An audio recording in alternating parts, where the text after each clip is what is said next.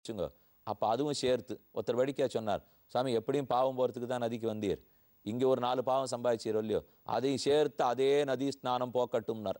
அந்த மாதிரி அது பண்ணிவிடுமா இப்போ? ஏன்னா அதுக்கப்புறம் வெளியில் வரப்போகிறோமே, வாழ்க்கை வாழத்தானே போகிறோம். நதியோடைய வைகுண்டம் போயிட்டா சரி, அப்படி இல்லை வெளியில் வந்துட போகிறோமோ இல்லையோ.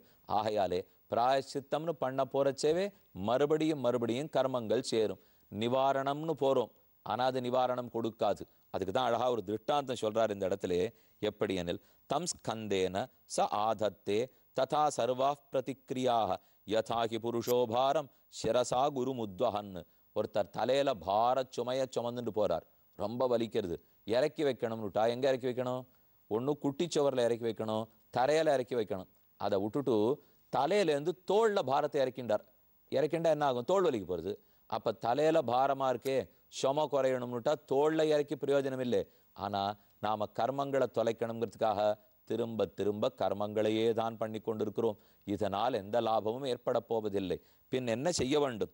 ந ஏகாந்ததः பிரதீகாரः கர்மணாம் கர்ம கேவலம் துவயம் அவித்யோபசிருதம் ஸ்வப்னே ஸ்வப்ன இவானக அர்த்தே ஹ்யவித்யமானேபி சம்ஸ்ருதிஹி ந நிவர்த்ததே. இவனுக்கு அனுபவிக்கிறதுல ஆசை இருக்கிற வரைக்கும் இந்த சுழலிருந்து மீண்டு வரவே முடியாது.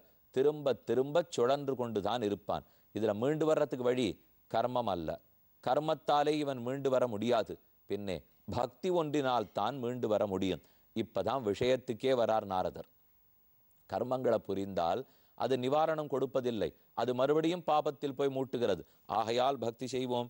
பக்தி எப்பவும் பாபத்தில் கொண்டு போய் மூட்டாது. ஆனால் பக்தியிலேயே கர்மம் தேர்ந்திருக்கு பாருங்க. இங்கே தான் ரொம்ப சூக்ஷ்மமாக அர்த்தம் சொல்கிறார். கர்மங்களாக மட்டும் புரிந்தால் கண்டிப்பாக அதில் பக்தி சேர்ந்திருக்காது. அப்போ பாவ புண்ணியங்கள் வந்தே சேரும். பக்தி பண்ணுற இடத்துல பாப புண்ணியங்கள் சேராது. ஏன்னா அது பகவானை குறித்து செய்யப்படுகிறது, அவர் ஏற்றுக்கொள்ளுகிறார். பக்திக்குள் கர்மம் அடங்கியிருக்கோ இல்லையோ. இப்போ எது கர்மா?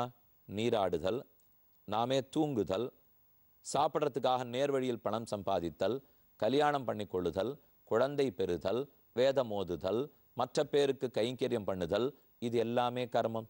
இது ஒன்னொன்றுமே பக்திக்குள்ளேயே இருக்கும் இல்லையோ. ஏன்னா பெருமாளுக்கு நான் பூஜை பண்ணிண்டு அவன் நாமங்களை சொல்லிக்கொண்டு அவன் கோவிலுக்கு போய் அவனடியார்களுக்கு தொண்டு புரிந்து நன்கு நேர்மையான வாழ்க்கை வாழணும்னாலே நான் உயிர் வாழணும், அப்படின்னாலே சாப்பிட்டாகணும்னாலே சம்பாதிக்கணும். இது இத்தனையுமே பக்திக்காக செய்யப்பட வேண்டும். இது இத்தனையும் நம் பயனுக்காக செய்யப்படக்கூடாது. பக்திக்காகன்னு எப்போ பண்ண ஆரம்பிச்சிட்டோம், பகவானுக்காகன்னு பண்ண ஆரம்பிக்கிறோமோ அப்போ அதன் பயனிலும் நமக்கு விருப்பம் இருக்கக்கூடாது. அப்போ பயனையும் திறந்து விட்டோம். பயனை திறந்து விட்டாலே அது நம்மகிட்ட ஒட்டிக்கு போகிறது இல்லையே. எப்போ ஒட்டிக்கிறதுக்கு வரும்? பயனில் விருப்பம் இருந்தால் தான் ஒட்டிக்கு வரும். பக்திக்காக பெருமானுடைய உகப்புக்காக பண்ணால் அவை ஒட்டா. மனசாலிங்க ரூபேண ஸ்வப்னே விசரதோ யதா அதாத்மனோர்த்த பூதஸ்ய யதோனர்த்த பரம்பரா சம்ஸ்ருதி தத்யவச்சேதா பக்தியா பரமயா குரவ். பகவானிடத்தில் உயர்ந்த பக்தியினால் மட்டுமே இதிலிருந்து வெளியே வர முடியும். வாசுதேவே பகவதி பக்தியோகா சமாஹிதா சத்ரீச்சீனேன வைராக்கியம் ஞானஞ்ச ஜனயிஷ்யதி. பகவான் வாசுதேவனிடத்தே இடையறாத பக்தி செலுத்தினால் அது ஞானத்தையும் வைராக்கியத்தையும் நன்கு கிளப்பி விடுகிறது. அப்ப பக்தி செலுத்துறதுக்கு வழி என்ன?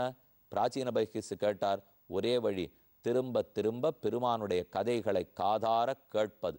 பெரியோர்களிடத்தில் அமரணம், அமிர்தத்தை ஊற்றுகிறா போலே அவர்கள் வாயிலிருந்து பகவானுடைய கதையும் பகவானுடைய குணங்களும் ஊற்றும். அதை திரும்ப திரும்ப கேட்க வேண்டும். சஹா அச்சிராதேவ ராஜரிஷே சியாத் அச்சுத கதாஸ்ரயா ஸ்ருண்வதா ஸ்ரத்ததானஸ்ய நித்யதா சியாத் அதீயதா. எப்போ திரும்ப திரும்ப கதையை கேட்கிறானோ அதில் அவனுக்கு திருப்தி பிறக்கிறது இல்லை. ஒரு தடவை கஜேந்திர மோட்சம் கதை கேட்டுட்டா திருப்பி வருமா? திரும்ப திரும்ப கேட்கணும்னு ஆசை இருக்கும் இல்லையோ. அது அழகாக தெரிவிக்கிறார். பகவானுடைய குணங்களை கேட்க கேட்க தஸ்மின் மகன் முகரிதா மதுபிச் சரித்திர பீயூஷ சேஷ சரிதா பரிதஸ்ரவந்தி. ஆறு ஓடுறா போல பெருமானுடைய கதைகள் ஓடுறதான். அதை நாம் கேட்குறோம். கேட்க கேட்க திருப்தியே ஏற்படலையா.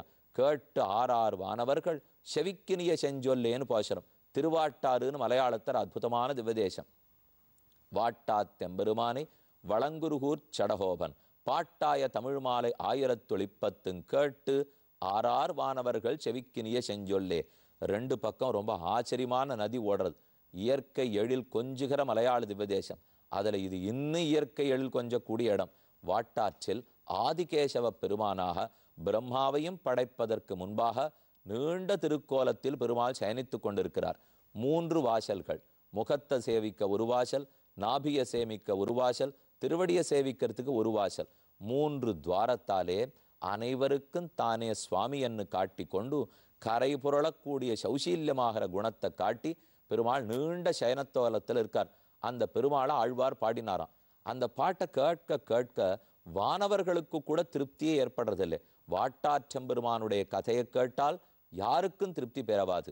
கண்ணனை பற்றி, ராமனை பற்றி, வராகனை பற்றி கேட்க கேட்க கேட்க பக்தி ஊற்றெடுக்கிறது. பக்தி பண்ண பண்ண ஞானமும் வைராக்கியமும் வருகிறது. வைராக்கியம் வந்துவிட்டால் செயல்களில் பற்றருந்து போகிறோம். செயல்களில் பற்றில்லாமல் செய்தால் பாப புண்ணியங்கள் சேராது.